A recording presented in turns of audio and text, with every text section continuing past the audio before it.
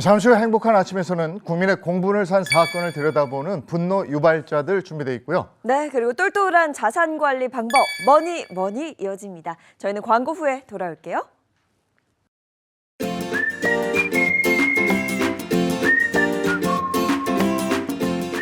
안녕하십니까. 행복한 아침 이재용입니다. 안녕하세요, 정예인입니다. 오늘은 12월 10일 화요일이고요. 우리가 언제 닥칠지 모르는 사고에 대비해서 보험 들잖아요. 네. 근데 이 사고를 자기가 만들어내서 보험금을 그야말로 탈취했다고 할까요? 네.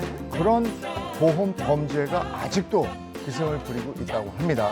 이거 한번 들여다보도록 하겠습니다. 네, 그리고 이어지는 머니에서는요. 1억 원을 모아야 한다는 강박 때문에 가족들과 삐걱거린다는 한 아들의 사연 준비했습니다. 과연 안전하고 행복하게 돈 모을 수 있는 방법 있을까요? 잠시 솔루션 통해서 짚어보도록 하겠습니다. 자, 화요일 행복한 아침 본격적으로 시작합니다.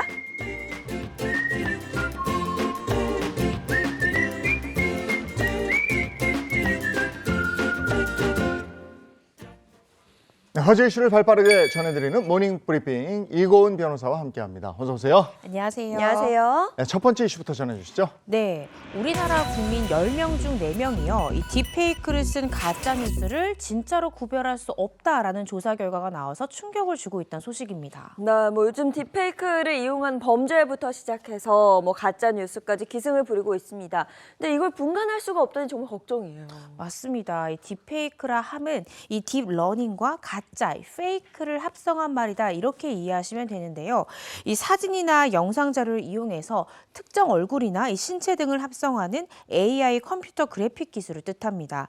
그런데 이렇게 만들어진 이 사진이나 영상을 이용한 가짜 뉴스들이 무분별하게 퍼지면서 국민들에게 혼란을 주고 있습니다. 네, 그래서 과기정통부에서 딥페이크 가짜뉴스 대응을 주제로 한 설문조사 결과를 발표했어요. 그렇습니다. 설문에 응한 국민 597명 가운데 딥페이크 가짜뉴스를 접해본 응답자는 39%였고요.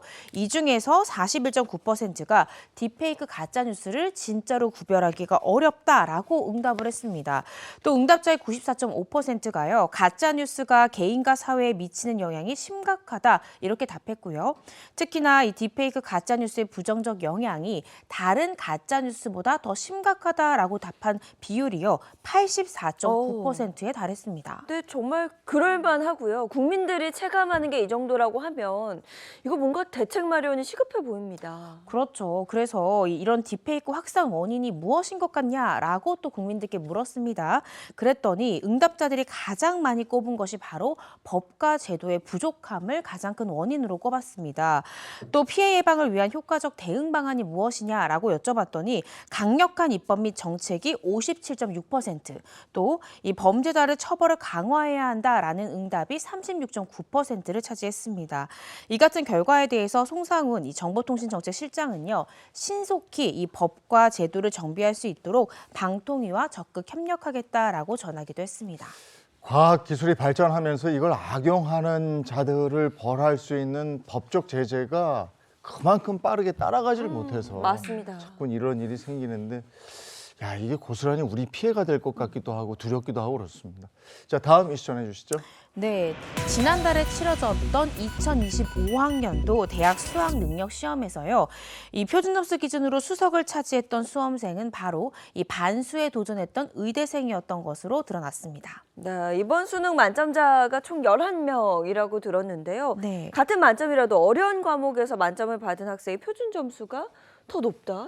이게 무슨 말일까요? 그러니까요. 같은 만점이면 다 점수가 같을 거 아니야 라고 생각하실 수 있는데 표준 점수라는 개념을 아셔야 됩니다.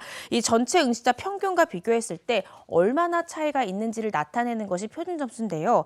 이 지난 2월에 단국대 4대 국어를 졸업한 이 한양대 의대생 김모 씨는요. 이번 수능에서 표준 점수 총합 424점을 받았습니다. 엄청 높은 점수인데요. 이 선택 과목으로 어떤 걸 선택했는지 봤더니 국어 영역에서 언어와 매체 139점, 수학에서 미적분 140점, 과학 탐구 영역에서 지구과학 1 72점과 화학 2 73점을 택해서 모두 만점을 받았습니다. 네. 결과적으로 올해 표준점수 최고점이 가장 높은 과목들로 조합을 한 탓에 이렇게 높은 표준점수 총합을 받았다. 이렇게 분석할 수 있습니다.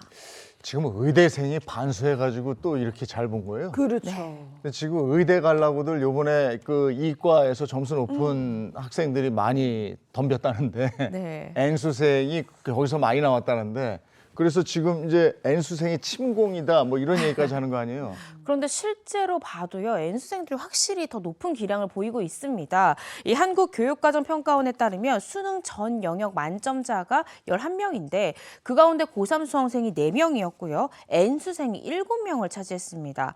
뿐만 아니라 만점자를 비롯해서 이 최상위권 득점자 가운데는 반수에 도전한 현역 의대생이 다수 포함된 것으로 전해졌습니다. 아무래도 휴학계를 제출하고 수업을 거부했던 의대생들이 더 높은 의대로 상향 지원하기 위해서 다시 한번 입시에 도전했던 것이 아니냐라는 분석들도 나오고 있습니다. 이게 대한민국 교육에 대한 입시에 대한 얘기만 하면요 네. 깝깝해집니다. 깝깝해져요. 다음 이슈 전해주시죠. 네, 이제 연말 분위기가 물씬 풍겨나오는 시즌입니다. 이 12월을 맞이해서 각종 행사나 모임들 많이 잡으셨을 것 같은데요. 이 서울시가 밤늦게 귀가하는 시민들이 불편함을 겪지 않도록 12월 한 달간 연말 교통 대책을 밝혔다는 소식입니다. 저도 뭐 분명 기억이 있습니다. 뭐 막차 끊기고 택시 안 잡히고 답답했던 적, 고생했던 적이 있거든요. 어떤 대책이 나왔어요? 네, 우선 이 업계와 이 플랫폼사와 협업해서 야간 시간대에 택시 1000여 대를 추가 공급하기로 했습니다. 강남과 종로 등 이 승차 수요가 많은 지역에 임시 택시 승차대를 설치하고요. 택시와 승객을 1대1로 연결한다는 겁니다. 임시 택시 승차대는 수요가 급증하는 금요일에 집중적으로 운영될 예정이고요. 아울러 연말 심야 시간대에 시민이 집중되는 주요 지역을 중심으로 버스 공급도 늘리기로 했습니다. 공휴일을 제외한 16일부터 31일까지 서울 시내 11개 주요 지점의 버스 막차 시간을 새벽 1시까지 연장하고요. 이 심야 전용 시내버스도 17일부터 31일까지 28대를 증차해서 총 167대가 운행될 예정이다. 이렇게 밝혔습니다. 이 심야 시간대에 사람이 몰리게 되면 통제가 어려울 것 같은데 거기에 대한 대책은 있을까요? 네, 이러한 혼잡을 예상을 해서요. 이 승차대에 서울시 직원과 이 택시업계 종사자로 구성된 심야 이 승차 지원단 160여 명을 투입하겠다 이렇게 밝혔습니다. 연말 승차 거부나 부당 요금, 또 이 자가용 승용차 불법 유상 운송에 대한 순찰과 집중 단속도 병행하겠다 이렇게 밝혔습니다. 연말 연시에 가뜩이나 사람이 몰리는데 지금 이 국가 형편 때문에 네. 더 많은 인파가 모이잖아요. 예, 더 주의하시고 하셔야 되겠습니다. 자, 다음 이슈 전해주시죠. 네, 지난 7일입니다. 서울 여의도에는 대통령 탄핵 집회가 열린 가운데 이 국회의사당 인근의 한 호텔이 외부인 화장실 사용 불가라는 방침을 세웠다가 이 별점 테러를 받았다는 소식입니다. 이게 어떤 상황이었는지 좀 궁금합니다. 네, 지난 8일입니다. 이 온라인상에는요, 전날 이 국회의사당 인근 한 호텔 입구에 설치된 안내문 사진이 확산이 됐습니다. 해당 안내문에는요, 지금 보시는 것처럼 호텔 이용객 외 출입 금지, 외부인 화장실 사용 불가라는 문구가 적혀 있는데요. 대규모 집회로 인해 화장실을 방문하는 외부인들이 좀 늘어나니까 이 같은 안내문을 내놓은 것으로 추측이 됩니다. 이를 두고 일부 시민들이 반발했던 겁니다. 하루 안에 별점 1점짜리 리뷰만 400여 개라고요? 그렇습니다. 리뷰를 좀 보면요. 좋지 않은 리뷰가 정말 많이 달렸습니다. 뭐 화장실로 갑질하냐, 이 시국에 돕지는 못할 망정 미래 고객을 잃는다라는 등의 부정적인 반응을 보였고요. 심지어 한 누리꾼은 건축법상 일정 면적 이상의 5층 이상 건물은 1개 이상의 화장실을 개방해야 한다라면서 국민신문고에 이 호텔에 신고했다. 이렇게 밝히기도 했습니다. 근데 한편 일각에서는 악의적으로 별점 테러를 하게 될 경우에는 영업 방해다라는 댓글도 달렸고요. 또 청소 노동자를 위해서라도 외부인 이용을 좀 막아야 되지 않겠냐라는 목소리도 있었습니다. 결국 벌점 테러를 당한 이 호텔은 화장실 문을 열었네요. 네, 다시 개방했다고 다시. 그러네요. 네. 네, 알겠습니다. 지금까지 이고은 변호사와 함께했습니다. 고맙습니다. 고맙습니다.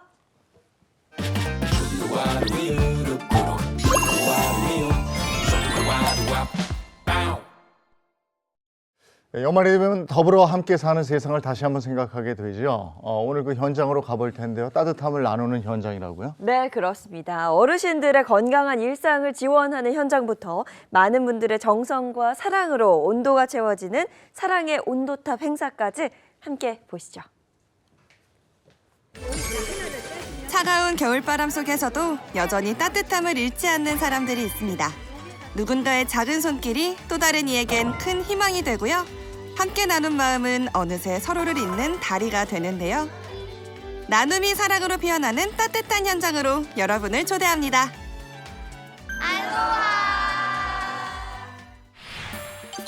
푸른 바다처럼 넓은 마음을 나누는 사람들의 이야기를 만나보기 위해 이른 아침부터 부산으로 떠났습니다.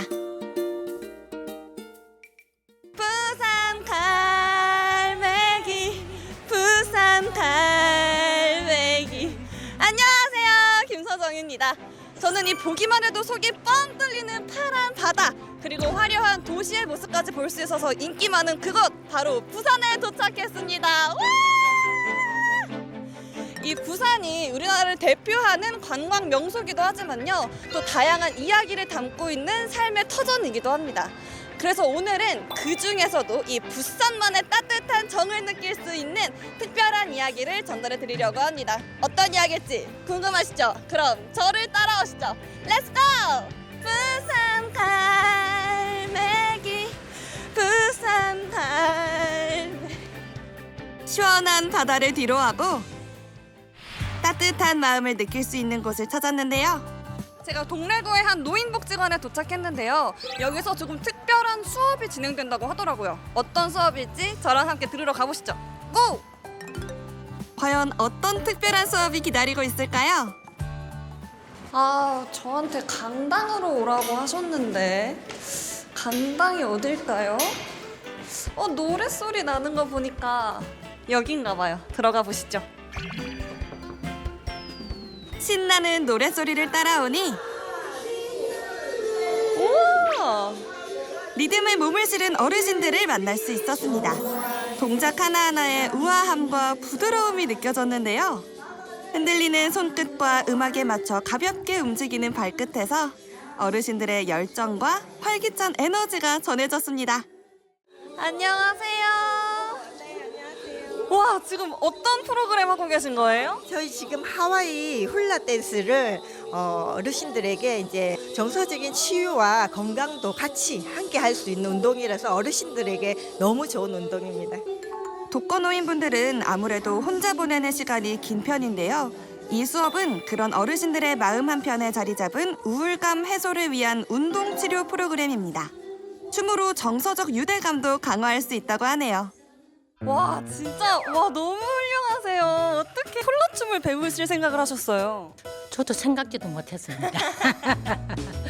제가 훌라춤을 배우고 많이 활달해졌죠. 그리고 얼굴이고 제가 봐도 밝아졌는데 여러 친구분들이 저보고 굉장히 밝아졌다고. 그냥 하늘을 뜨는 기분. 하늘을 뜨는 예, 하늘을 뜨는 기분. 활달해지고 우선 이제 막 그냥 즐거워지는 그 자신이 우리가 우울감이 언제 갔더나 할 정도로 진짜 멋쟁이 청일점이 한 분 계시거든요. 안녕하세요, 아버님. 네, 안녕하십니까. 반갑습니다.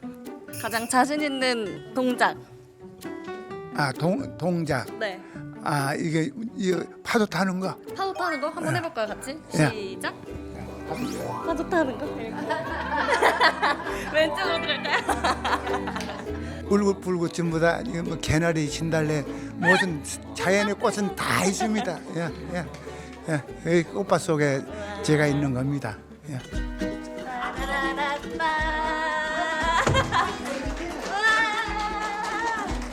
젊으니까 더 예쁘다. 하와이에서 오셨어요?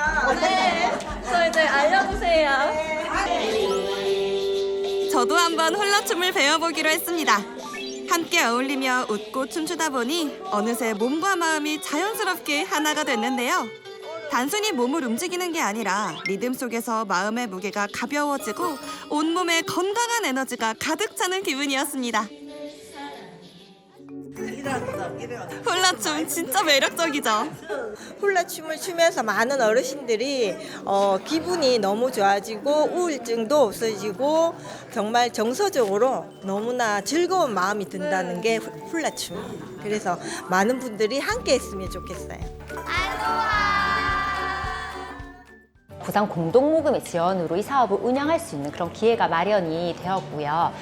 특히나 이러한 예산 지원을 통해 가지고 우유독과 어르신들에게 훌라치료 프로그램 외에도 집단 상담, 또 정신건강교육, 관계양성 프로그램까지 다양한 그런 프로그램들을 지원할 수 있는 기회가 마련이 되었습니다.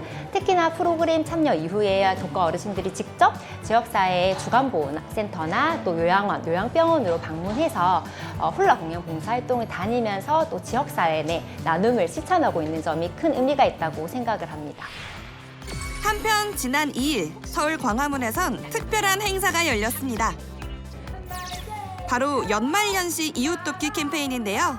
이 뜻깊은 자리에 각계각층의 인사들과 개인 기부자들이 참석하여 자리를 빛냈습니다. 사랑의 열매 연말연시 모금 캠페인으로서 매년 겨울철마다 진행을 하고 있습니다. 그리고 이곳 광화문 광장에 설치된 사랑의 온도탑의 경우 크게 열매 네컷 그리고 모두의 메시지라는 컨텐츠를 운영해서 저희 전광판 옆에 있는 인터랙티브 컨텐츠를 통해서 노출이 될 예정입니다. 이번 행사는 기부금 전달식을 비롯해 다양한 프로그램들로 채워졌는데요. 참석자들의 따뜻한 마음이 더해져 행사장은 나눔의 온기로 가득했습니다. 내 행복을 위해서 기부를 하는 겁니다, 사실은. 그래서 기부 효능감도 느끼고요. 큰 금액뿐만 아니라 적은 금액으로도 함께 마음을 모으면 세상을 더 폼나게 멋지게 바꿀 수 있다는 메시지를 여러분들께 이야기 드리고 싶습니다. 나눌수록 더 행복해진다는 말이 있는 것처럼 저는 이렇게 나눔을 통해서 제 가치관도 그리고 제 자존감도 올라간다고 생각합니다. 드디어 베일을 벗은 사랑의 온도탑. 올해도 많은 사람의 뜨거운 정성이 모여 100도를 달성했습니다. 나눔의 온도가 100도를 훌쩍 넘어 더욱 높이 올라가길 기대합니다. 나눈다는 것 자체로도 행복한 그런 호르몬이 나오는 것 같아요. 네, 그래서 아마 이렇게 나눔을 함께 하시는 분들이 다 그런 것 때문에 오히려 더 중독같이 좋은 중독이죠, 그런 건. 그래서 또 하게 되고 또 하게 되고 내 마음이 더 커지고 더 따뜻해지고 그 행복감은 훨씬 더 크다고 생각이 들어요. 작은 손길로 시작된 따뜻한 나눔이 모두의 마음을 이어주고 세상을 더 밝게 만듭니다. 이번 연말 따뜻한 사회를 만드는 여정에 함께해보는 건 어떨까요?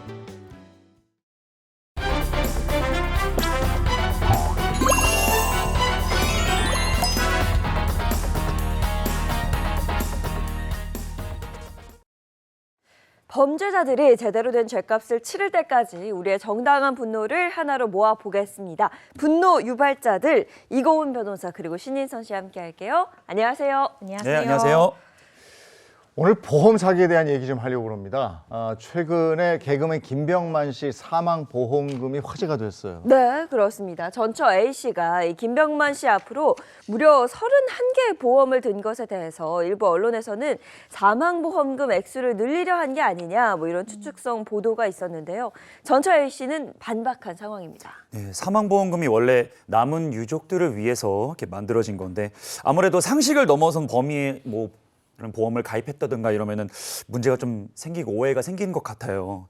그리고 이거를 실제로 노리고 범죄를 저지르는 사람들이 있다면서요. 그렇습니다. 보험을 일부러 많이 들어놓고요. 고의로 사고를 내는 거죠. 이런 게 바로 보험 사기 범죄다라고 생각하시면 되는데요. 계속해서 보험 사기 급증하고 있고 계속해서 지속해서 발생하고 있습니다.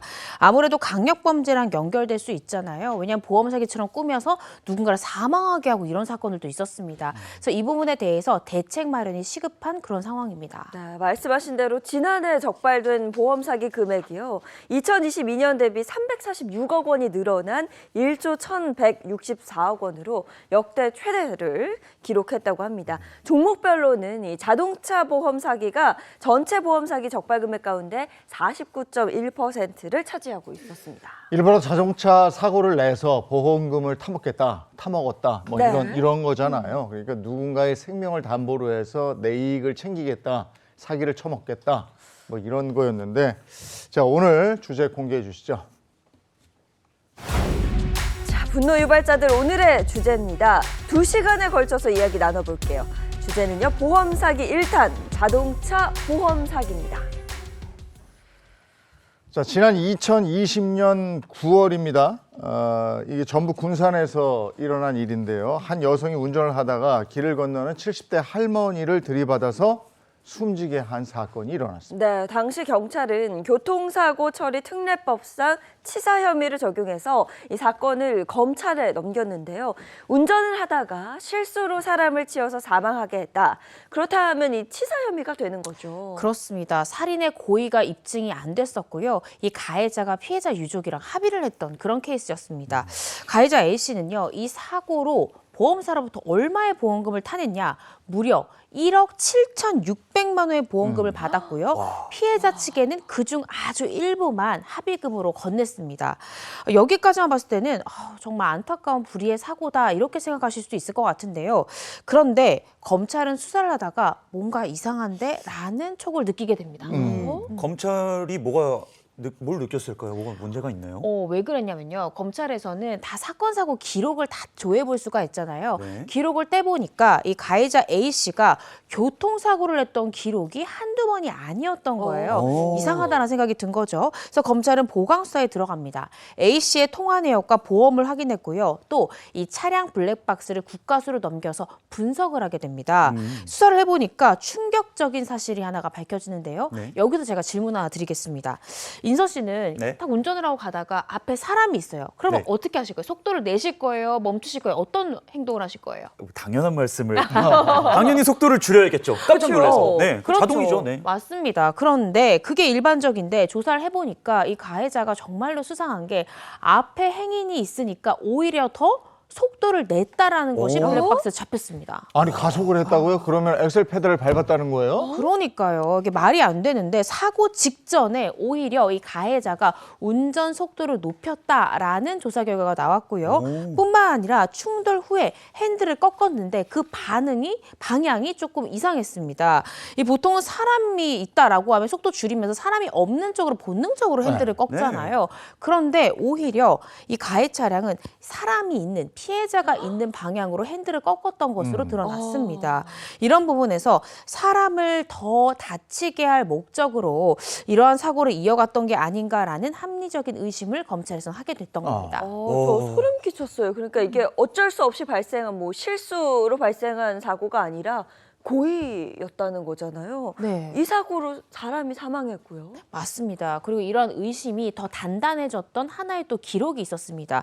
다름 아니라 2009년 3월부터 이 가해자가 보행자에 대해서 사고를 냈던 게 이 사건 포함해서 몇 번인지 아세요? 한두 번이 아닌가 봐요. 와, 이 노인 사망 사건을 포함해서 무려 39차례, 39차례에 달하는 보행자 사고를 냈던 거예요. 사람이 할 짓이 아닌데 한 사람이. 왜 고의로 보행자를 치는 행동을 39번이나 했다 이거잖아요. 네, 그렇습니다. 그중에 피해자가 사망한 사건만 3건.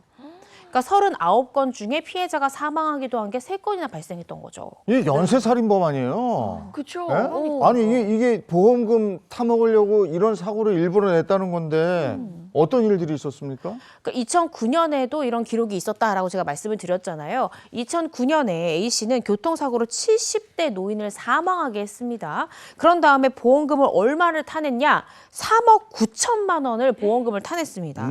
그런데 당시 A씨가 피해자 측에 지급한 합의금은 5천만 원에 불과한 거예요. 그러니까 3억 4천은 본인이 꿀꺽 한 거죠. 이를 시작으로 A씨는 14년 동안 20여 차례의 유사 교통사례를 내고요. 이 가입한 여러 보험사로부터 보험금을 타내서 경제적 이득을 취했습니다. 유독 이 고령의 노인들만 노렸는데 그 이유가 바로 피해자가 고령의 경우에는 비교적 낮은 금액의 합의를 볼 수 있다라는 점을 악용해서 이렇게 범행 대상을 물색했던 겁니다. 그 영화 있잖아요. 악마를 보았다. 네. 그 제목이 지금 딱 떠오르는데 노인만 골라서 일부러 사고를 냈다. 근데 저는 좀 이상한 게 사고를 이렇게나 많이 냈는데 이제야 발각이 됐다. 이것도 좀 이상합니다. 저는 그것도 희한해요. 사고를 내면 저쪽 사고를 당한 쪽하고 보험사가 가가지고 해결하던데 네. 이 사기꾼은 어떻게 자기가 받아가지고 저쪽하고 그쵸. 자기가 난 그것도 이상하고 하여간 이 39번이나 사고를 내고 사람을 3번이나 죽였는데 단독 범행은 아니었겠죠? 아니었습니다. A 씨에게는요 공범이 있었습니다. 공범이 누굴까 봤더니요 다름 아니라 이 A 여성의 전 남편이 공범이었습니다. 이혼을 하긴 했지만 경제적 어려움을 겪던 A 씨는 전 남편과 함께 이 교통사고 보험 사기 행각을 벌어왔던 것으로 그렇게 밝혀졌는데요. 전 남편 같은 경우도 문제가 많은 사람이에요. 2015년부터 여러 차례 고의로 교통사고를 낸 전력이 있었고요. 전 남편도요. 네. 또 그런 식의 사기 행각으로 돈을 갈취했는데 A 씨가 옆에서 지켜보다가 그 방식을 그대로 모방해서 범죄를 이어갔던 겁니다. 이 A 씨가 이혼 후에 경제적 어려움을 겪었다라고 제가 설명을 드렸는데 이 한 달에 보험료로만 60만 원 정도를 납부했다는 거예요. 그런데 자신과 전 남편 명의로 가입한 보험만 그 개수만 80개가 넘었다고 합니다. 아니, 생활비도 모자란데 보험료를 그만큼 낸다. 그것부터 약간 의심이 되고요. 2009년부터 이렇게 사기를 치고 다녔는데 이제서야 밝혀진 것도 전 너무 화가 나네요. 그래서 그 전 남편 그 사람도 잡혔나요? 그렇습니다. 전 남편 같은 경우에는요. 이미 전력이 화려하잖아요. 네. 이미 다른 보험 사기 범행으로 발각이 돼서 구속 기소가 돼서 형의 선고까지 받은 상황이었는데 자신의 부인과 또 이런 범행을 벌였던 겁니다. 네, 꼬리가 길면 밟힌다고 결국 보험 사기가 들통나서 검찰에 넘겨졌습니다. 그런데 A 씨가 정말 황당한 게 본인이 뭘 잘못했는지 모르나 봐요. 자신의 죄를 인정하지 않았다고요. 그렇습니다. 법정에서는 A 씨는요. 줄곧 앞이 잘 보이지 않아서 내가 실수로 사고를 낸 거지 고의로 사고를 낸 것이 아닙니다라면서 혐의를 계속 부인을 했습니다. 이 가해자 A 씨가 구체적으로 어떻게 얘기했냐면요. 아유 제가 운전 중에 음료수를 마시려다 흘려가지고 고개를 숙여서 이렇게 닦으려다가 사고를 냈어요. 이렇게 주장을 했습니다. 그런데 이 사고 당시에는 A 씨 외에도 동승자가 있었습니다. 바로 시어머니였는데요. 시어머니는 사고가 난 경위에 대해서 법정에서 이렇게 말합니다. 음료수가 쏟아진 다음에 사고가 난 게 아니라 차가 쾅 하고 부딪히고 나서 며느리가 음료수를 쏟았다. 그러니까 선후 관계를 바뀌게, 선후 관계가 그렇죠. 다르게 이 두 분이 진술을 했던 거죠. 이게 닦다가 사고를 냈다라는 진술과 이게 두 사람이 약간 대치가 되는군요. 이래서 그 꼬리가 길면 밟힌다는 게 진짜 맞는 것 같아요. 아니 결국은 모든 정황들이 고의 사고임 쪽으로 가고 있는데 14년 만에 또 고의 사고로 사망 사고예요, 이거는. 네. 그래서 A 씨 형량이 얼마나 됐습니까? 일단 검찰은요 징역 30년을 구형을 했습니다. 아까 이건 살인이야 살인하셨잖아요. 네. 실제 적용된 죄명도 살인과 이 보험 사기 방지 특별법 위반죄가 적용이 됐는데요. 1심 재판부는 이 A 씨에게 징역 20년을 선고했습니다. 이 재판부 판결 내용을 좀 보시면요. 물욕에 사로잡혀서 과실 사고로 가장한 뒤에 일면식도 없는 피해자를 살해하는 방법으로 보험금을 타냈고 특히 기대 연명이 얼마 남지 않아서 유족들과 쉽게 합의에 이를 것이라고 기대가 되는 고령의 피해자를 골라서 범행을 저질렀다. 따라서 죄질이 좋지 않다. 이렇게 봤습니다. 또 이 시종일관 자신은 실수였다라면서 범행을 인정하지 않는 모습에 대해서 엄히 처단할 필요가 있다. 이렇게 재판부는 판단했습니다. 징역 20년 나온 거고 근데 이 고의 사고를 일으켜서 39건 중에 사망자가 3명이에요. 네. 제가 아까도 말씀드렸지만 이거 연쇄살인범이거든요. 네. 근데 연쇄살인범에게 20년은 너무 짧은 거예요. 예전에 네? 그 계곡살인 이은혜 사건 있었잖아요. 네. 그 사람도 무기징역 아니었습니까? 더 큰 벌을 받아야 되는 거 아닙니까? 그러니까요. 저도 사실은 사망한 피해자가 3명에 달했는데 징역 20년 좀 가벼운 형량이지 않을까라는 생각이 들기는 합니다. 그런데 재판부가 왜 선처를 해줬냐, 유리한 정상에 뭘 적었냐면요. 이 가해자 A 씨가 금고 이상의 형을 받은 적이 없다. 즉 높은 형으로 처벌받은 적이 없기 때문에 초범이기 때문에 선처해준다라는 건데 아니 39번의 사고를 냈지 걸린 게 이번 것이지 그간의 과거의 행적들이 없었던 것이 아니잖아요. 그런데 오히려 이렇게 형량을 처벌받은 적이 없다라는 것이 A 씨에게 유리한 정상으로 참작됐다는 점이 저도 법조인으로서 좀 아쉬운 판결이다라는 생각이 듭니다. 이런 부분이 사실 저희가 분노 유발자다 하면서 정말 답답한 부분이거든요. 이게 안 걸렸으니까 초범이지. 사실 뭐 3건이나 동일한 사망 사고를 냈고 또 이번 사고로 인해서 앞선 이 사기 행각들도 다 들킨 거거든요. 이 분노 유발자들 하다 보면 아니 관대해야 될 때 관대해야지. 네. 이게 앞에 이 교통사고 사망 사건이 2건이 있었던 거잖아요. 네. 그러면 이거는 어떻게 처리한 거예요? 그냥 교통사고 치사 뭐 이런 걸로 한 거예요? 그러니까 2009년에도 이 보험 사기 아니야라고 의심을 받아서 이 A 씨가 기소가 됐었습니다. 이때도 70대 노인을 차로 들이받아서 이 노인을 숨지게 했는데요. 이 보험 사기 의심 받아서 1심에서는 이 A 씨가 징역 9년을 받았습니다. 그런데 문제는 항소심에서 고의로 사고를 냈다라는 점이 입증이 안 된다면서 무죄를 받았던 거예요. 오. 그러니까 A 씨 입장에서는 내가 이런 패턴으로 보험 사기 계속해서 무죄가 선고되네? 어떻게 생각하면은 확신을 가졌겠죠. 나는 괜찮다라는. 그래서 그때부터 범행을 계속 이어가서 2020년까지 고의로 39건의 교통사고를 일으켜서 3명을 사망케 했고요. 85개가 넘는 보험에 가입해서 받아간 보험금만 무려 5억 3천만 원에 달했습니다. 아, 근데 그때 제대로 처벌만 했었어도 그 세 분 중에 그래도 그나마 다행히 2분 구할 수 있었는데 못 그랬던 거잖아요. 이 나쁜 짓을 하게끔 키웠어요. 그러니까요. 그러니까 무죄를 받음으로써 어떻게 생각하면 A 씨는 그 재판 1심, 2심을 겪으면서 내가 어떻게 주장하면 법원에서 무죄가 나온다라는 걸 전 파악하지 맞아요. 않았을까 싶어요. 알게 된 거죠. 네, 그래서 이 2심의 무죄 판결이 A 씨가 30회 넘게 계속해서 재범을 할 수 있었던 바탕이 됐던 것이 아닌가라는 생각 때문에 고의 사고가 의심된다면 이 부분은 철저히 좀 입증을 해야 되고 입증이 된다라고 하면 법원의 판결 수위도 훨씬 올라가야 재범을 막을 수 있는 것이 아닌가 싶습니다.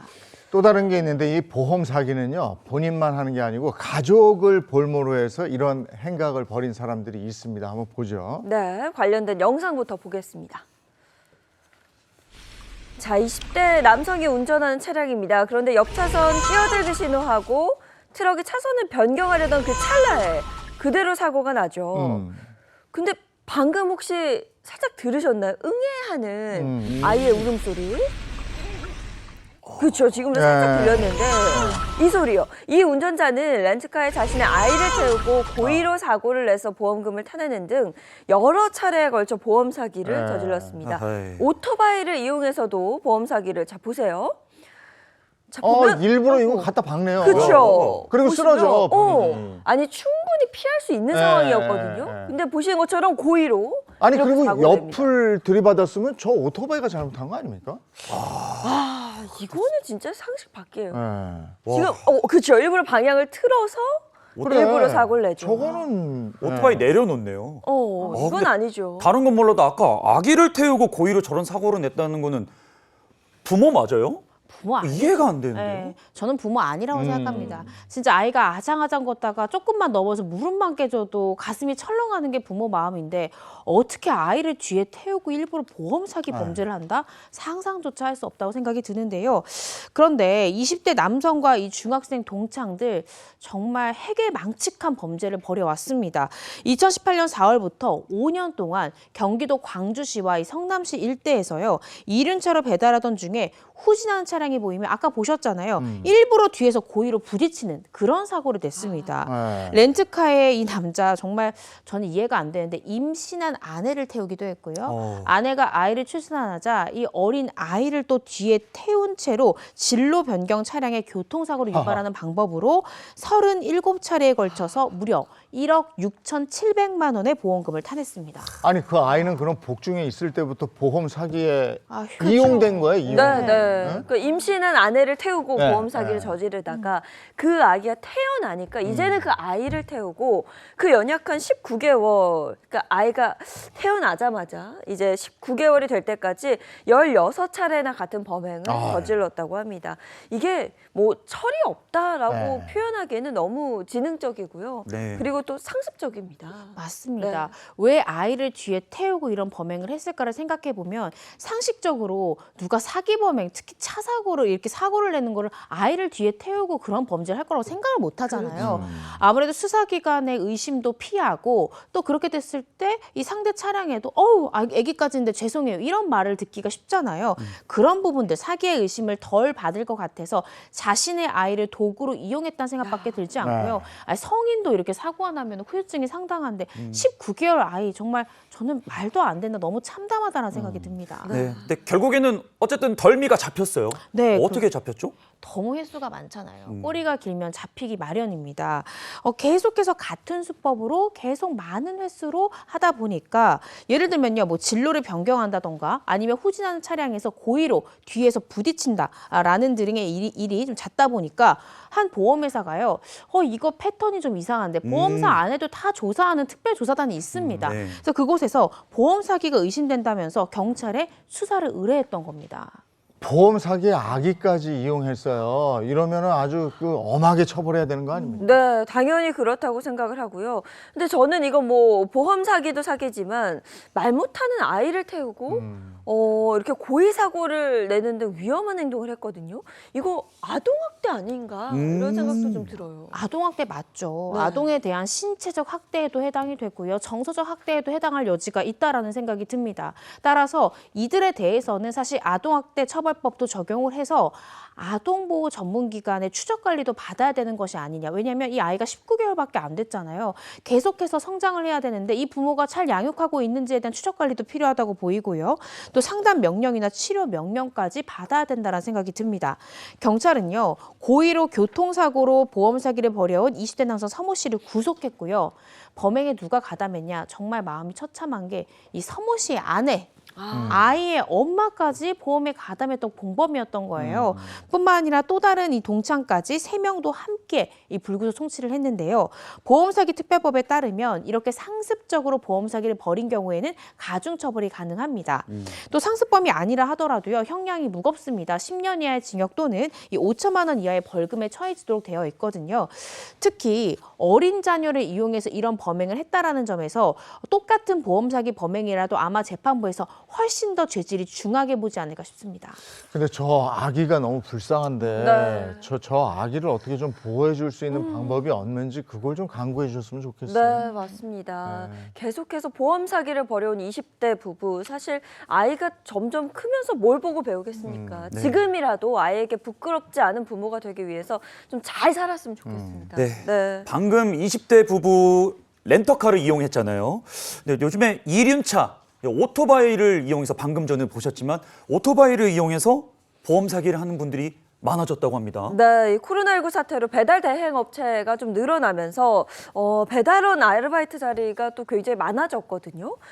그와 함께 배달 오토바이 보험 사기 또한 증가했다고 합니다. 배달 대행업을 가장해서 사기 사건을 벌였는데요. 이게 가담한 조직원이 200여 명입니다. 와. 이거 아주 이게 조직을 결성해 가지고 해놓은 건데 대놓고 사기치겠다고 작정을 한 거죠. 네네. 그렇습니다. 어떤 식으로 진행을 했냐면요. 이들은 우선 배달 대행업체를 만듭니다. 그래 놓고는 SNS에 배달 아르바이트 원하시는 분 이렇게 공고글을 올리는 거예요. 그러면 돈이 필요한, 이 아르바이트가 필요한 사람이 당연히 몰릴 거잖아요. 특히나 이 청소년들, 나이가 어린 청소년들이 문의를 많이 줬다고 합니다. 그러면 아르바이트 할 수 있냐라고 이 청소년들이나 이런 돈이 필요하신 분들이 문의가 오면 이들은 고의로 사고를 내서 보험금을 받으면요, 쉽게 돈을 버실 수 있습니다 라면서 이들을 유혹했습니다. 그렇죠. 이 청소년 같은 경우에는 아직 판단을 제대로 할 수 없는 나이이기 때문에 이런 글을 보면 유혹당하기 쉽잖아요. 그렇습니다. 그리고 별거 아니야. 쉽게 돈 벌 수 있어. 그쵸. 이렇게 어른들이 얘기하니까 청소년들은 깜빡 속는 거죠.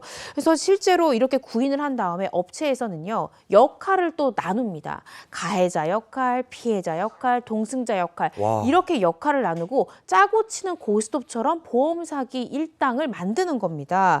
이렇게 해서 이들이 150여 건의 이 고의 접촉 사고를 냈고요. 보험금 얼마를 편취했냐? 와, 30억 원의 보험금을 편취했던 것으로 드러났습니다. 30억은 정말 평생 벌 수도 없는 돈을 네. 이렇게 쉽고 범죄를 이용해서 이들이 벌어들였던 겁니다. 네, 쉽게 돈을 벌 수 있다는 유혹에 넘어가서 청소년들까지 범죄에 가담하게 된다. 이거 정말 심각합니다. 이게 보험 사기가 범죄라는 거 청소년이라도 알아요. 네. 근데 이게 한번 해보거든. 근데 별것도 아닌데 쉽게 돈 벌어. 그리고 이게 알지도 못해 저쪽에서. 맞아요. 예? 그리고 이게 걸렸던 사람들도 보니까 금방 또 나와. 그렇죠. 별것도 아니야. 이러면 하는 거예요. 이거 계속 하는 거예요. 그러니까 뿌리 뽑히질 않잖아요. 네. 맞습니다. 방금 보험사 말씀하셨는데요. 하지만 더 심각한 범행 방법이 있었습니다. 다름 아니라 보험을 누가 제일 잘 압니까? 보험사 직원들이 네. 제일 잘 알죠. 보험사 직원에 의해서 짜여진 보험 사기 범행까지 있었습니다. 이 지인들이랑 짜고요. 자신의 고가 차량을 일부러 들이받는 방법으로 보험사 직원이 계속해서 보험 사기 범행을 벌이다가 결국 덜미가 잡힌 건데요. 일단 영상으로 함께 보시죠. 자, 고가의 흰색 외제차가 주차를 하고 주차를 했죠. 그 뒤에 나타난 은색 승용차 맞은편에 넓은 공간을 두고 굳이 외제차 옆에 주차합니다. 계속 왔다 갔다 하죠. 네, 뭐 수상하죠. 넣었다 뺐다 하는데 결국 이렇게 주차를 했고요. 왜? 얼마 뒤에 은색 승용차가 빠져나가려는데 가만히 서 있던 외제차와 보시는 것처럼 딱 부딪힙니다. 네, 이 사고로 외제차 주인이 은색 승용차의 보험사로부터 수리비 명목으로 보험금 1,900만 원을 받았습니다. 그러니까 이들이요 수리비에 대한 영수증도 안 냈어요. 저도 이렇게 사고가 나면 당연히 영수증 제출을 하고 보험금을 받는 건데 수리비 영수증도 없이 무려 1,900만 원에 탄했던 겁니다. 어떻게 했는지 봤더니 일부 외제차 같은 경우에는 부품을 구하기가 좀 힘든 경우가 있는 거예요. 이런 경우에는 특별히 영수증이 없이 영수증 수리 내역 없이 수리비를 지급해주는 항목이 있었는데 미수선 수리비 보험금이라는 이 영역이 있었습니다. 그러니까 보험사 직원이다 보니까 영수증 수리 내역 없어도 되는 이 보험금의 영역이 있다라는 거를 알고 이를 악용했던 거죠. 그래서 실제로 이런 내용을 잘 아는 보험사 직원 김모 씨가 지인들한테 자신의 외제차를 일부러 들이받게 한 다음에 보험금을 타냈던 건데요. 알고 보니 이 억대 외제차가요. 2,500만 원에 중고로 샀던 중고차였던 것으로 드러났고요. 경찰이 수사를 해보니까 김 씨와 9명 같은 경우에는 이 6개의 보험사로부터 모두 9,300만 원의 보험금을 받아서 지인들과 나눴고요. 차량 수리비는 청구해놓고 차량 수리는 실제로 하지 않았던 것으로 드러났습니다. 아니 저걸 보험금을 저렇게 지급하는 것도 난 또 어설프다고 보고요. 네. 근데 그나마 이 사람들은 저 차 수리비만 받은 거잖아요. 네. 저기 사람 타게 해놓고 저거 살짝 부댔는데도 들어 누워버린다고. 그렇죠. 그러면 들어 누우면 어디 가가지고 병원에서 합의금 달라고 그래요. 맞아요. 근데 또 합의금을 줘 보험사에서. 예? 몇백만 원을 줘요. 그게 좀 근데 나는 어느덧 그거 들었는데. 이게 왜 조사 안 하나? 난 네. 이상해요 진짜. 네. 근데 2,500만 원짜리 중고 외제차야. 그거 보면 모릅니까? 그렇죠. 근데 그거 사고 났다고 9,300만 원을 줘요. 그걸 왜 줘? 그거를. 나 정말 화가 많이 났었어요. 아니 저는 이런 일을 겪었어요. 말도 안 돼. 그렇죠. 그럼 보험사에서 그거를 관리해가지고 해줘야지. 그걸 달래는 대로 줘요? 제대로 알아보지도 않아요. 바보입니까? 정말. 고양이한테 이거 생선 맡기는 거죠. 그러니까요. 근데 이게 다가 아닙니다. 뿐만 아니라 있지도 않은 사고를 있었던 것처럼 서류를 조작해서 그러니까 서류를 꾸며서 보험금을 꿀꺽한 와 정말 화가 납니다. 그런 사례도 있었다면서요. 하다가 안 한 사고까지 서류를 조작해서 꾸며서 보험금을 타내고 정말 승용차가 오토바이를 들이받아서 오토바이가 폐차됐습니다라는 사건이 접수가 된 거예요. 그래서 이 보험사는 오토바이 주인한테 보험금 500만 원을 지급을 했습니다. 그런데 알고 보니까 이 사고 서류만 꾸며냈던 가짜 사고였어요. 아니 근데 진짜 확인을 안 하나 봐요. 그러니까. 지금 들어보니까 그냥 가짜 서류를 냈는데 그냥 그걸 줬다는 거죠. 아니 보험금 지급하는 게 이렇게 허술해서야 되겠습니까? 그러니까 이게 왜 어떻게 가능했냐 봤더니 다름 아니라 이 보험사의 교통사고 처리 직원이랑 짠 거예요. 오토바이 주인이랑. 그러다 보니까 이게 가능했던 겁니다. 보험사 자체 조사 결과 이런 일들이 더 있었던 것으로 드러났습니다. 보험사 직원이 아버지 명의로 이 회사를 만들어서 법인차를 구매를 했습니다. 있지도 않은 사고를 꾸며내서 보험금을 타간 정황이 드러났던 건데요. 이런 식으로 타낸 보험금이 5년 동안 무려 5억 원이나 되는 것으로 보험사는 추정을 했고요. 이 직원 해고됐습니다. 이건 해고해서 되는 게 아니라 진짜 형사처벌해야 되는 거 아닙니까? 그렇죠. 물론이죠. 이 경우에도요. 보험 사기 같은 경우에는 다 방지 특별법이 있습니다. 이 특별법상 가중처벌의 대상인데요. 형량 자체가 10년 이하의 징역 또는 5천만 원 이하의 벌금에 처해지도록 되어 있습니다. 그런데 법은 잘 있는데 실제 처벌의 수위가 높지 않은 게 이 부분이 문제라는 생각이 듭니다. 보험 사기로 선량한 소비자들은요. 보험금, 우리 보험금 왜 이렇게 비싸나 했더니 이런 사항 때문에 보험금이 올라간다는 생각이 드는데요. 실형이 실제 선고되는 비중이 얼마 정도 되나 봤더니 10건이 선고될 경우에 2건만 실형이 선고된다는 거예요. 그러니까 보험금으로 몇 천만 원에서 몇 억까지 받을 수 있는데 실형 선고 비율이 20%밖에 되지 않으니까 보험 사기단들이 더 활개를 치는 게 아닌가 싶습니다. 이 보험 사기 같은 경우에는 이 보험사뿐만 아니라 정말 선량한 소비자들까지도 막대한 피해를 입는 만큼 이 처벌 수위 자체를 높여야 된다는 생각이 듭니다. 지금 오늘도 들어보니까 보험금 지급할 때 보험사에서 조사를 한다고는 하지만 이거 허술하지요. 네. 그러니까 그냥 주지요. 거기다가 이거 걸려. 그래서 재판 받아. 근데 금방 나와. 네. 아유.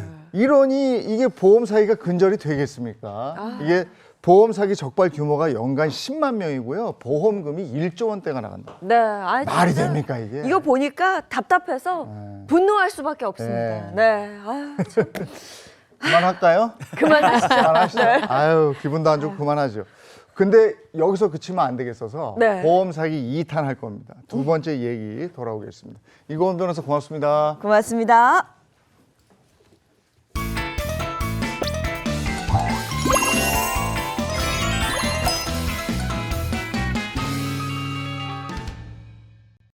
네, 행복한 아침 함께하고 계신 지금 시각이 8시 16분을 향해 가는 거죠? 네. 자, 돈에 대한 얘기하겠습니다. 머니 시간입니다. 네, 오늘은 또 어떤 사연을 만나볼지 기대되는데요. 오늘의 고민은요. 1억 원 강박에 시달리는 아들 도와주세요 라는 사연입니다. 1억 만들기 뭐 이래가지고 책도 여러 권 나오고 이랬던 것 같은데 강박이라고요? 네. 강박, 1억에 대한 강박. 어떤 내용일까요? 김현우 소장과 함께 얘기 나누겠습니다. 어서 오세요. 네, 안녕하세요. 네, 반갑습니다, 소장님. 아, 소장님은 당연히 저축을 대한민국에서 제일 잘하실 거라고 저는 하고 계시죠. 네. 당연히 하고 그렇죠. 있죠. 예, 근데 저도 열심히 근데 그러려고 하는데 네. 아직 뭐 저축을 해야 되는 이유가 막상 없어서 그런지 벌고 쓰고 좀 남은 거 하자. 약간 요렇게 약간 젊은 마인드, 약간 욜로 마인드 이렇게 살고 있는데 오늘 사연의 주인공이 한편으로는 그 강박이라는 표현이 있는데 저는 좀 부럽기도 해요. 그 1억을 위해서 딱 나아가는 목표가 딱 있는 거잖아요. 약간 제 입장에서는 부럽습니다. 이게 사실 목표를 딱 세워놓고 그걸 달성하고 그럼 멋있어 보이죠. 저축도 마찬가지입니다. 이 목표 금액 세워놓고 하시는 거 당연히 꾸준한 저축 좋은데 그런데 저는 조금 마음에 걸리는 게 강박에 시달릴 정도다라고 한 부분이 좀 포인트인 것 같아요. 그러게요. 이게 사실 돈 모으는 과정, 저축이 그렇게 쉽고 즐겁지만은 않습니다. 먹고 싶은 거 못 먹고 안 먹어야 되고요. 사고 싶은 거 참고 안 사고 이 과정을 거쳐야 되는 거거든요. 돈이 모이고 나면 기분이 좋지만 그 과정이 결코 즐겁지만은 않은데 그렇다고 하더라도 매사에 이 돈 쓰면 안 돼. 이거 무조건 저축해야 돼. 막 이런 생각 가지면서 얼매여 있으면은 이게 또 나도 힘들고 또 맞아요. 주변 사람들까지 맞아요. 불편하게 한다면 네. 이건 결코 좋은 저축이 아니라고 보입니다. 내가 얼마나 잘하고 있는지 좀 객관적으로 판단을 해볼 필요가 있을 것 같아요. 저축도 삶과 어느 정도 이렇게 균형이 있어야 된다. 그렇죠. 그런 말씀이시죠? 맞아요. 우리가 왜 돈을 모으고 또 저축을 하겠어요. 사실 저축한다는 것 자체가 더 잘 살려고 궁극적으로는 더 행복하게 살려고 하는 거잖아요. 네. 자, 궁금해집니다. 근데 우리가 돈을 모으는 것도 좋은데 이런 말 있잖아요. 미래를 위해서 현재를 저당 잡히지 마라. 현재도 불행하면 안 되거든요. 네. 현재도 좀 행복하면서 미래에 대한 대비도 하고 이래야 되는 거거든요. 네. 오늘 사연 1억 원 강박이라고 앞서 이야기해드렸는데 대체 어느 정도인지 꽁트로 좀 더 풀어서 사연 설명해드릴게요. 함께 보시죠. 안녕하세요. 저는 20대 후반 아들을 둔 아버지입니다. 그런데 어느 날 아들 녀석이 1억 모으기 목표를 잡더니 1,000원짜리 한 장 쓰지 않는 자린고비가 돼버렸습니다. 얼마 전 아들의 생일날 모처럼 가족끼리 외식을 하자고 나간 자리였습니다. 오빠 오늘 오빠 생일이니까 오빠가 한턱 쏘는 거지? 그래. 시켜봐. 그래? 소고기 얼마만이야. 완전 맛있겠다. 아빠 왜 이렇게 못 드셔? 아니 좀 팍팍 좀 드세요. 고기가 좀 모자란가? 여기요. 여기 소갈비 2개만 더 주세요. 야야야야야, 너 왜 이렇게 많이 먹어? 너 살쪄. 무슨 소리야 오빠. 그 황제 다이어트 몰라? 고기는 살 안 찌고 맛있게 먹으면 0칼로리야. 소 한 마리에 갈비살이 2인분이면 얼마? 12만 원에 48,000원. 너무 비싼 거 아니야 이거? 진짜 미치겠네. 이 사람 뭐 그렇게 중얼거리고 있어. 생일인데 일단 많이 먹어. 아예 아버지 많이 드세요. 난 배가 부르다. 아이고 배불러라. 아이고 야, 너 설마 진짜 너더러 돈 내라고 그럴까 봐 그래? 우리 아들 생일인데 아빠가 쏜다. 그러니까 좀 팍팍 좀 먹어. 차돌박이 3개만 더 주세요. 아니 오빠, 아니 진짜 오빠가 계산할까봐 그렇게 떨떠름한 표정으로 중얼중얼 그러면서 있었던 거야? 진짜 대박이다 대박이야. 뭘 대박까지 그러냐? 아니야. 오빠 평소에 그 10,000원짜리 한 장에 벌벌 떠는 거 알지만 이거 진짜 너무한 거 아니야? 야, 그러니까 내가 집에서 그냥 치킨이나 시켜 먹자고 할 때 내 생일인데 왜 니네가 먹고 싶어 그러는 거야? 툭하면 외식이야 외식. 너 민폐야 민폐. 뭐야? 말 다 했어 이 쫌생이가 진짜.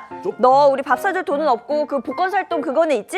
복권 돈 아까워서 그거 어떻게 사냐? 이렇게 대단하다. 먹어서 없어지는 거랑 언제 대박 터질지 모르는 복권이랑 같나요? 그거는 소비가 아니라 투자입니다. 투자. 참나 그 벼락 맞을 확률보다 낫다는 복권이 그게 어떻게 투자니? 정신 차려. 진짜 너 나 복권 당첨되면 너 국물도 없어 알아? 주지 마, 주지 마. 비비기만 해봐. 내가 진짜 됐어. 당첨돼가 진짜 내가 저 민폐녀 저거. 아이고 두 녀석이 목에 핏대 세우는 바람에 오랜만에 가족 외식은 엉망이 되어버렸습니다. 요즘 아들의 관심사는 오로지 돈입니다. 쉬는 날에도 돈 쓰는 일 생길까 봐 집에만 있고요. 점점 더 요행에만 기대는 아들이 너무 걱정이 되는데 현재를 포기하고 미래만 보고 달리는 아들에게 행복하게 저축하는 방법을 알려주고 싶습니다. 이러셨어요. 와 정말 예. 화가 납니다. 민폐녀. 화가 나요. 아니 이런 사람 꼭 있거든요. 자기가 산다고 해서 다 기분 좋게 갔는데 막 그런 거 있잖아요. 시켜 나는 짜장면. 아니 정말 눈치 보여서 먹지도 못해요. 근데 이게 머릿속으로 돈 계산하는 게 다 보여요. 다른 사람들 눈에도 보인다고. 네. 아버지 소자의 목표는 3년 안에 1억을 만드는 겁니다. 라고 말은 했지만 제가 연기했는데 좀 약간 쪼잔한 느낌. 저도 좀 약간 싫었었어요. 사람이 좀 그런데 1억을 만든다는 그 목표는 정말 좋은데 가족들이랑 이렇게 사이가 멀어지면서까지 굳이 이렇게 해야 되나 싶기도 하고. 그쵸. 거기다가 이제 1,000원 한 장에도 1,000원짜리 한 장에도 벌벌 떨면서 친구도 안 만나고 네. 집에만 있는다고 했거든요. 나가면 다 돈이에요. 근데 앞으로 이 사람이 어떻게 지내게 될까 좀 걱정스러운 마음도 좀 드는데 이렇게 지낸 지가 구체적으로 얼마나 된 거죠? 지금 이 아들이 20대 후반이라고 하는데 이렇게 집 회사 이렇게만 산 게 한 6개월 정도 됐다고 하네요. 어렵다. 이 관계 다 끊길 이거 텐데. 20대 후반이면 한참 친구들하고 어디 다니고 이럴 때인데 근데 3년에 1억을 모으는 거면 얼추 계산해도 1년에 3,300만 원, 그죠? 그렇죠. 그러면 한 달이면 거의 한 300돈을 모아야 되는데 이게 고액 연봉자 아니면 힘들 텐데. 근데 저축을 얼마씩 해야 되는 거예요? 1억을 진짜 3년 안에 모은다. 3년은 36개월이니까 1억을 36으로 나누면 한 달에 278만 원? 이자 생각하면 한 275만 거의 원 정도? 300돈 된다고. 예. 모아야 돼요. 20대 후반에 그럼 달에 한 500만 원 정도는 벌어야 생활이 되는 건데 월급이 그 정도 안 되실 것 같은데. 네, 게다가 더 큰 문제는 이 아들이 1억 원을 오로지 저축으로 모으느냐 그게 아닙니다. 앞서 꽁트 보셨다시피 자꾸 복권을 사거든요. 투자. 근데 이렇게 되면 가족들은 그래도 이해할 수 있어. 네. 근데 친구들이나 이게 사회생활을 어떻게 하나 싶기도 한데 하여간 이 청년의 현재 상황을 한번 들여다볼까요? 네, 한번 보겠습니다. 자, 29세 남성이고요. 미혼입니다. 현재 부모님과 함께 거주하고 있는데 소득이 290만 원이에요. 그중에 최소 240만 원에서 260만 원을 저축하고 있습니다. 야, 이거 잠깐만요. 이거 엄청난 건데 이 정도 저축이면 뭐 딱 1년에 1억은 아니더라도 조금만 더 하면 1억 금방 모으겠는데요. 네. 소득이 290인데 최소 240에서 260만 원을 저축하고 있다. 아까 말씀이 278만 원 모으면 3년 만에 1억이 된다고 그러셨으니까 네. 야 이렇게만 하면 가능성이 있는데 과연 이걸 3년 동안 지속할 수 있겠는가? 과연 지금 이 마음을 가지고 3년을 간다면 모을 수는 있을 것 같은데 이 저축률을 보면은 83에서 한 90% 가까운 저축이에요. 이런 저축이 가능하다고만 하면 당연히 좀 박수치고 칭찬해드리고 싶습니다. 그리고 뭐 본인이 만족하고 일상생활에 문제가 없다. 그러면 권하고 싶기도 한데 주변에서 보기에 이렇게 비정상적인 수준일 정도고 본인 생일에도 이렇게 가족끼리 싸울 정도면 맞나 싶어요. 예를 들어서 뭐 경조사도 전혀 참석하지 풍족하지 않고 다른 사람과의 교류도 전혀 없고 또 뭐 건강을 해칠 정도로 뭐 밥값까지 아낀다라고 한다면 이건 정상이 아니다 싶은 생각이 듭니다. 제가 연기해도 이건 아니다 싶었어요. 네. 밥값을 안 내고 경조사도 안 한다 정도면은 제가 20살 후반 때는 안 그랬었거든요. 네. 이거 월급하고 저축 보니까 아드님이 한 달에 쓰는 돈이 적으면은 한 30만 원에서 많아봐야 50만 원이라는 건데 이게 부모님 댁에서 사니까 가능할 수도 있다고 보이거든요. 왜냐하면 이 주거비 안 들죠. 그렇죠. 월세라든가 관리비 뭐 이런 거 전혀 안 들어가고 밥값도 아마 이제 엄마가 해주는 밥 이런 거 먹을 테니까 안 들어갈 거고요.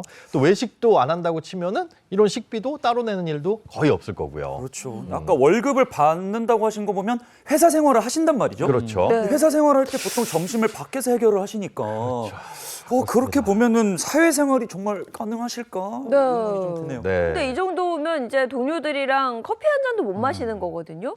우리는 알잖아요. 함께 일하는 동료들끼리 그 티타임이 얼마나 네. 소중한지. 근데 이거 정말 답답합니다. 뭐 월급의 대부분은 지금 저축을 하고 있고 그렇다면 그 일부 정말 그 일부 쓰는 돈은 어디에 쓰는지 이것도 한번 좀 들여다봐야 할 것 같습니다. 아까 복권 얘기했잖아요. 네. 근데 이 청년은 언제 지갑을 여는지 한번 보죠. 지출 내용은 한번 보죠. 네, 한번 보겠습니다. 자, 월 지출 30만 원에서 50만 원이에요. 고정비와 변동비를 나눠서 한번 보시면 우선 고정비는 휴대전화 3만 원, 인터넷 2만 원, 음악 구독 1만 원, 보험료 15만 원, 교통비 6만 원입니다. 자, 그리고 변동비로는 용돈 10만 원, 오. 그리고 남은 돈으로는 복권을 산다. 야, 이거 생각보다 심각한데 월 지출 30만 원에서 50만 원이면 전 그게 용돈이라 생각을 했는데 여기에 보험료, 통신비 포함된 거면 아들이 쓰는 돈은 없는 수준이고 그리고 나머지를 복권에. 그럼 이분은 뭐 밥값이나 커피값은 뭐 가위바위보를 그렇게 잘하는 사람인가? 내기를 잘하는 사람인가? 근데 저 복권 가격을 아껴서 우리 아까 예인 동생 여기 좀 더 주면 안 되나? 그러니까요. 이거 인선 오빠가 너무했습니다. 죄송합니다. 그러니까 동생이 정말 화내고 한번 다툴만 한 것 같아요. 근데 정말 답답한 부분이 벼락 맞을 확률보다 낮다는 복권에 지금 기대를 품고 있거든요. 이건 여동생이 보기에도 오빠 이건 아닌 것 같아. 좀 한심해 보일 수도 있죠. 아니 모으겠다고 열심히 돈 모으는 건 좋은데 거기에 복권이 들어가 있다는 게 좀 의아스러운데 네. 이 복권 꾸준히 뭐 되면 좋아요. 그럼요. 근데 네. 복권 꾸준히 샀다는 분들 대부분 얘기가 내가 이거 모았으면 차 한 대 사겠다 이러거든요. 맞습니다. 이거 요행을 바라는 거고요. 그리고 지금 보면 꼭 써야 하는 고정비 빼고 남는 돈으로 반은 용돈, 반은 복권에 투자라고 하고 있다는 게 좀 문제인 것 같아요. 또 다행히 점심은 회사에서 지원을 해주기 때문에 점심값은 굳었고 퇴근하면 또 바로 집으로 와서 집밥을 먹으니까 이 밥값 아끼고 또 친구는 따로 안 만나고 뭐 결혼식장이나 장례식장 이런 것도 일절 안 간다고 하니까 생활이 일단은 가능한 것으로 보이기는 합니다. 근데 요즘 편의점에서 좀 싼 도시락 봐도 3, 4천 원대거든요. 무조건 넘어요. 예, 근데 그 뭐 우유 하나에 1,100원, 뭐 1,300원 정도 하는 거 있고 3,000원, 4,000원을 회사에서 지원을 해주는 거면 그거 엄청난 거거든요. 그렇죠. 근데 교통비를 방금 보니까 6만 원이라고 되어 있었거든요. 그러니까 따로 뭐 차량은 없고 대중교통 이용하시는 거예요? 네, 요즘에 교통비도 좀 할인받을 수 있는 K패스 이런 것들도 많이 나오잖아요. 이거 이용하면서 최대한 아끼고 있다고 하고요. 이 본인이 진짜 이럴 정도로 의지를 갖고 있고 현재 부모님께 얹혀 사는 이 주거 상태를 유지할 수 있으면 저축률도 뭐 힘들기야 하겠지만 이 3년 동안 유지를 하는 게 가능할 수는 있을 거라고 보여요. 다만 이제 마음에 걸리는 건 요행에 너무 의지하고 있다는 점인데 그것도 이제 저축이 탄탄하다면 내가 뭐 덜 쓰고 뭐 덜 먹고 대신에 거기에 이제 복권을 좀 쓰는 거니까 이것도 딱히 제가 뭐라고 손가락질하기는 좀 그럴 것 같습니다. 네. 그러면 지금 저축 내용을 한번 확인해 봐야 되겠네요. 저축을 어디에 하는지. 어디에 하고 있는지. 네. 자, 저축 상세 내역을 보겠습니다. 저축액이 한 달에 240만 원에서 260만 원인데요. 와. 청약 통장 10만 원, 그리고 S전자 주식 2천만 원. 현재 손실 보고 있는 상황이고요. 그 외에도 매달 이 남들의 말을 듣고 테마주를 100만 원씩 사들이고 있습니다. 아이고, 테마주. 그리고 코인 100만 원, 이것도 큰일입니다. 그리고 자유 입출금 통장에 현재 40만 원에서 60만 원 정도 있는 상황이고요. 이렇게 해서 저축이 한 달 평균 250만 원입니다. 이게 투자가 아니고 투기성 자금이 너무 많아요. 맞아요. 아니 근데 지금 다행인 건 코인은 돈 좀 벌었을 거고요. S전자는 좀 그랬을 거고. 그죠? 네. 그다음에 테마주. 이게 무슨 테마주인지 모르겠는데 요즘에 테마주고 뭐고 다 폭망이거든. 네, 주식은. 맞습니다. 예. 이거 코인 하나 건졌네요. 아, 슬프다. 아까 오프닝 때만 해도 저축 250만 원이라 하셔서 3년 안에 1억. 와, 이분 대단하시다. 네. 근데 막상 뚜껑을 열어보니까 부러운 게 없죠. 이거 저축이라고 할 수 있는 게 거의 없는데요. 이게 3년 안에 1억 모으기라고 하니까 이분도 스스로 이거 너 좀 무리인 것 같다라는 생각에 수익률을 높여야겠다는 쪽으로 가닥을 좀 잡은 것 같아요.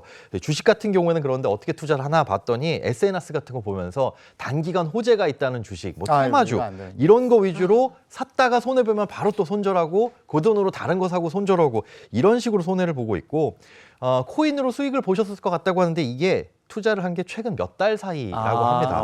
근데 그 몇 달 사이에 확 오르다 보니까 수익률 높은 것도 위주로 또 적금이 있던 거 다 깨고 이렇게 코인 투자를 시작했다고 아이고. 하네요. 그러니까 자유입출금 통장에 돈을 넣는 것도 돈이 좀 어느 정도 모이면 이렇게 투기성 자산에 조금 들어가는 그런 안 좋은 습관을 갖고 있는 상황입니다.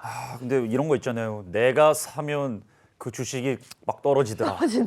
이상해요. 그렇습니다. 그런 상황이 막 많이 나오고. 아니 나중에 갑자기 코인 얘기 나오니까 네. 근데 우리가 막 이렇게 하고 얘기하고 있는데 그분 지금 보시면서 이미 나 1억 벌었어. 그러는 거 아니야?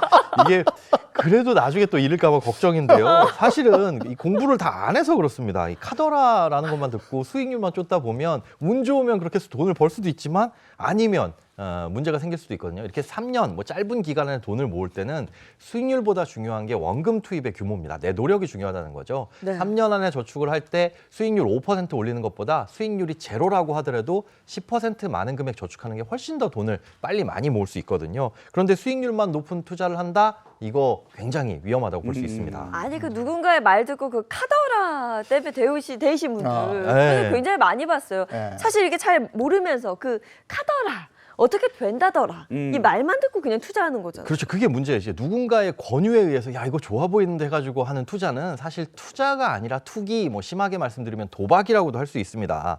이게 투자 습관이 잘못 들어가지고 나중에 잘못될 수 있는데 손실이 나는 것보다 더 무서운 게 뭐냐? 앞서 말씀해 주신 것처럼 수익이 나가지고 막 이득을 보는 이런 상황. 그럼 본인이 좀 뭔가 잘하는 것 같은 착각에 빠져버리거든요. 맞아요. 소액을 투자할 때는 이게 뭐 그래 좀 오랫동안 투자할 수 있어 이런 생각을 가지고 넣다 보니까 수익이 날 때까지 기다릴 수 있는데 여기서 이제 초심자의 행운이라고 내가 10만 원 가지고 10% 수익을 냈으니까 1,000만 원 가지고는 100만 원. 그때부터가 1억 이제 가지고는 문제예요. 1,000만 원을 벌 수 있네. 이런 생각에 빚까지 얻어가면서 투자를 했다간 정말 패가망신할 수 있습니다. 네. 네. 근데 그때 이제 땅을 치는 게 내가 그때 내 동생 고기 1인분 안 먹겠다고 그렇게 싸웠는데 그 돈을 잃어가지고 이런다니까. 그러니까요. 자, 이 사연은 완전 처음으로 돌아가서 제대로 된 저축 설계가 좀 필요할 것 같은데요.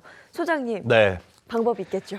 일단은 1억 모으기 이런 목표 세우는 것도 중요한데요. 그것보다 더 구체적인 목표가 필요합니다. 많은 분들이 1억부터 모아라 뭐 이런 분들 많이 있어요. 물론 1억이 굉장히 상징적이고 큰 돈이긴 하지만 1억을 모으신 분들의 얘기를 들어보면 1억 모으고 났는데 기분이 잠깐 좋기는 하더라. 그런데 세상이 달라지진 않더라. 이런 얘기를 하거든요. 이게 돈을 모으는 그 과정에서 어떤 분은 빨리 모으고 어떤 분은 늦게 모으고 이 속도의 차이는 있을 수 있는데 막상 모아보면 현타가 옵니다. 1억 모으기만을 이 목표로 달성을 해놓으면요. 목표를 세워놓으면요. 무작정 1억 모아야지 이게 아니라 그 목표를 세웠을 때 1억을 만들었을 때 다음에는 어떻게 해야 되겠다라는 계획이 있어야 돼요. 예를 들어 나는 돈을 1억을 모아서 꾸준하게 정기소득을 좀 늘려보고 싶어라고 한다면은 뭐 안정적인 배당이 나오는 배당주라든가 뭐 채권에다 투자를 해서 한 달에 20만 원, 30만 원씩 추가 소득을 얻겠다 이런 목표를 갖거나 아니면 나는 5년 뒤, 10년 뒤에 집을 살 거야. 그러면은 이만큼의 내가 지금 대출을 받을 수 있으니까 시드로 얼마 정도가 필요하네? 그럼 1억을 종잣돈으로 모아서 이렇게 불려나가자라고 하는 게 필요한데 그냥 1억이라는 숫자만을 세워놨다가는 나중에 가서 조금 더 힘들어질 수가 있다는 거죠.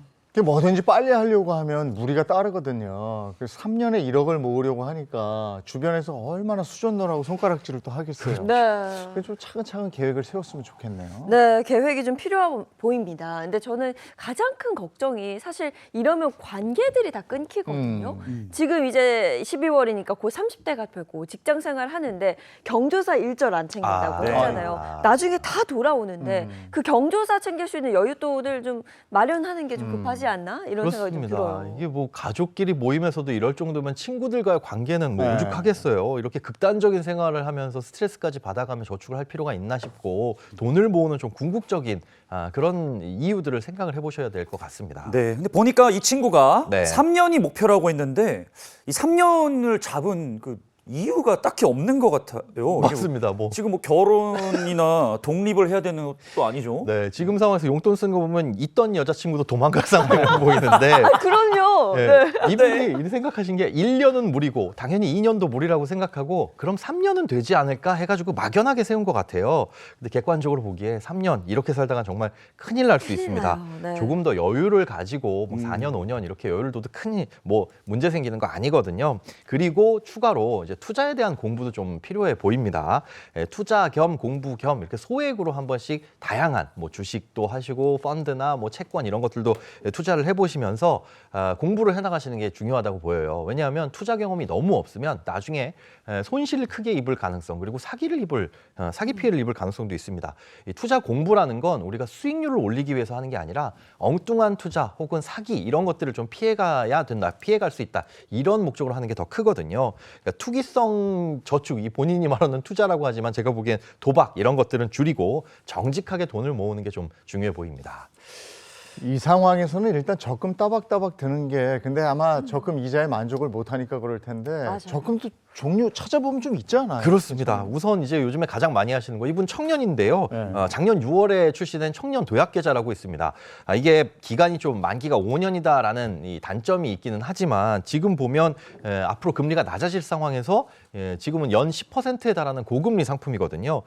이런 매력은 분명히 있으니까 이것도 가입을 하면서 저축을 해보시는 게 좋을 것 같고요. 그리고 사실 무엇보다 저축 습관을 제대로 기르는 게 좋을 것 같아요. 뭔가 하나 진득하니 하면서 어느 정도 시간이 되면 이 정도 목돈을 모았다라는 성취감도 느껴보기 위해서 이런 것들을 통해서 저축을 꾸준하게 해나가시는 걸 추천드립니다. 그리고 저축 잘하는 것만큼 중요한 게 돈을 잘 쓰는 거거든요. 그렇죠? 지금 이거 한 달에 보험금만 빼면은 뭐 자기가 쓸 게 없어요. 네. 복권 사는 돈 아끼고 가족끼리 밥 한 끼 먹는 게 정신 건강에도 좋을 것 같아가지고 그렇습니다. 그렇게 해줬으면 좋겠는데. 네. 근데 이게 돈도 써본 사람이 써요. 이렇게 해서 하면 더 모으려고 그럴 것 같은데 어떡하나. 이게 뭐 돈 쓰라고 해도 이분 안 쓰실 게 뻔하고요. 그래도 대신에 최소한 인간된 도리는 해야 되니까 5만 원, 10만 원 복권 사는 건 제발 끊으시고 아니면 다른 저축을 줄여서라도 한 달에 5만 원, 10만 원 정도는 가족들 혹은 친구들을 위한 뭐 경조사를 위한 그런 돈으로 좀 모아두시길 꼭 추천을 드립니다. 네. 그게 싫으면 뭐 산으로 올라가야죠. 네, 맞아요. 자, 혼자 여기서 살아야죠. 소장님 솔루션 한번 보겠습니다. 네, 소장님의 솔루션 정리해 드릴게요.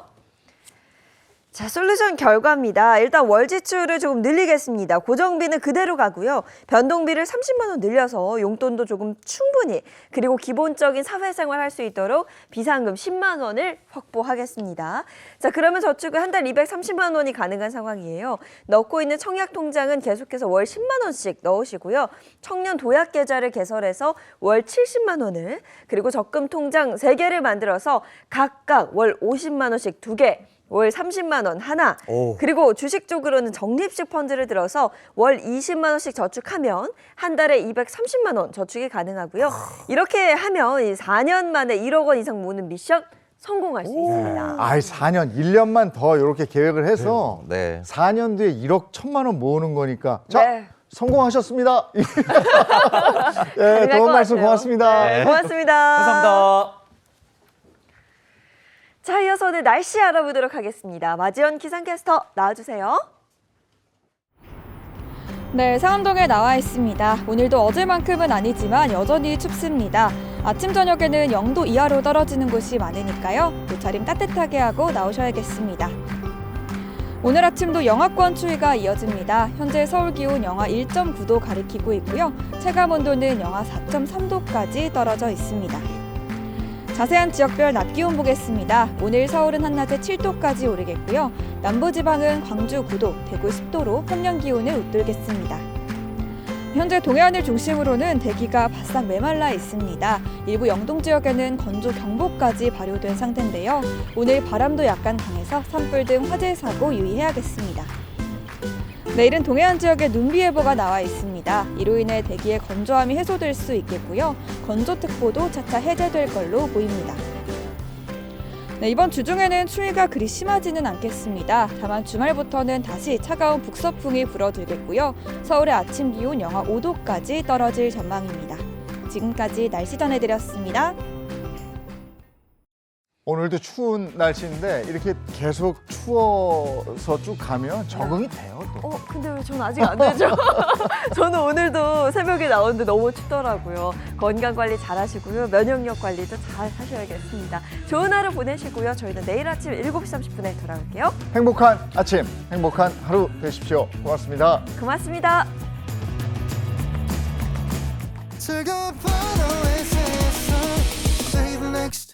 Channel A.